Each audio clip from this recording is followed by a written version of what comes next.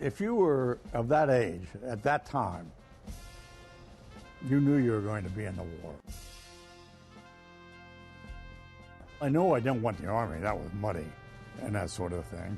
I knew I didn't want the Navy, and because that was in the water. So, no, I had just a little bit of flying experience, and I loved it. My name is Theodore J. Van Kirk, and I was a major. I think I probably flew about 15 missions out of England. And then I got transferred down to North Africa where I completed the rest of 58, I believe. If you made 25 missions, you were either the luckiest person alive or the German pilots were lousy shots. In my case, the German pilots were lousy shots. I was down in New Orleans. I got a call from Tibbets. I met Tibbets before that, before I flew the first mission out of England. That was the best day of my life. He saved my life a couple of times. And he says, I'm organizing a new group. He says, I can't tell you what it's about, but he says, if it works, we're either going to end or officially shorten the war. And he says, I want you to be my group navigator.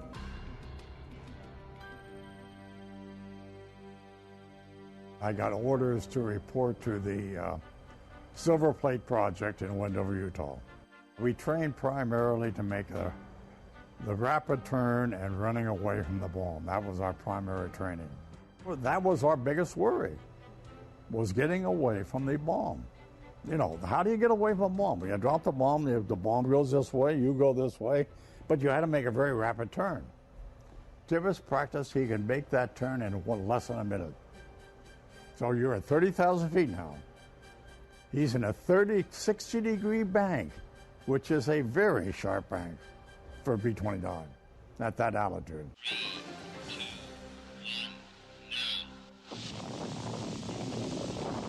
1, now. We knew the time was approaching and everything else because they had the test explosions in New Mexico. When they finally briefed us for the bomb, for the mission and everything else, they briefed us that we were going to go out and drop the atomic bomb and everything of that type. And go get some sleep. Now, how the hell they expected you to tell you you're going out and drop the first atomic bomb and then go get some sleep is beyond me. Tibbets, Farabee, and I were in the same poker game. We obviously didn't sleep. We get down to the airplane, that's the first thing. It just that 245 comes in while we take off. The first problem was getting off the ground. We were very heavily overloaded. Just before we hit to 10,000 feet, Morris Jepson went back in the bomb bay and did the final arming of the bomb. And that visitor says, didn't that make you nervous? I says, hell, I'm nervous already. How much more nervous could I get? And we're about 30,000 feet. I could see the outline of Japan from miles away. I went in, crossed Shikoku. I turned to the westerly heading and called Tom Farabee, and I say, if you can't see it now, you're blind. The city of Hiroshima is up there, and you can see the bridge. That was our aiming point.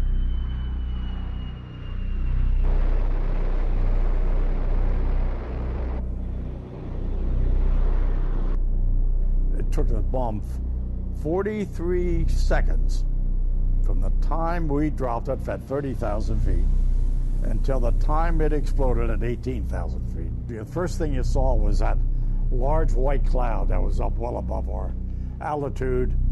If you look down to the city of Hiroshima, it just looked like a pot of boiling oil covering the city. The world will note that the first atomic bomb was dropped on Hiroshima, a military base.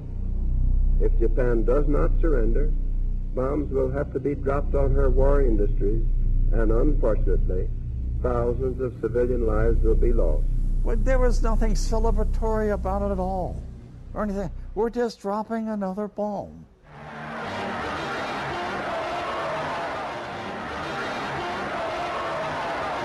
Crowds gather in front of the White House, awaiting the announcement of Japan's surrender from President Harry S. Truman. The Japanese have just officially laid down their arms. They have signed terms of unconditional surrender. And the news triggered the greatest celebration the nation has ever known. It would have been another years before the war would have been over. The point is, we dropped the bombs and saved a lot of lives. We and the Japanese would have had a bloodbath if we had invaded Japan. And they knew we were coming. They knew where we were going to land. And they had their guns waiting for us. A lot of the people went up to Japan after the war to visit Hiroshima and Nagasaki. At Nagasaki, when we landed there, all the Japanese commander wanted to do was present his sword. He wanted to surrender and go home. But while in Nagasaki, I saw probably one of the saddest sights of the war. We were standing around just chatting, and at a bus stop there in Nagasaki, the city was destroyed, leveled out, and the bus came in and stopped and everything else. And this Japanese soldier got off the bus looking for his home.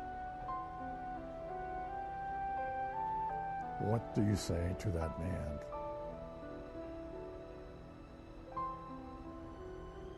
It was a sad moment in my life.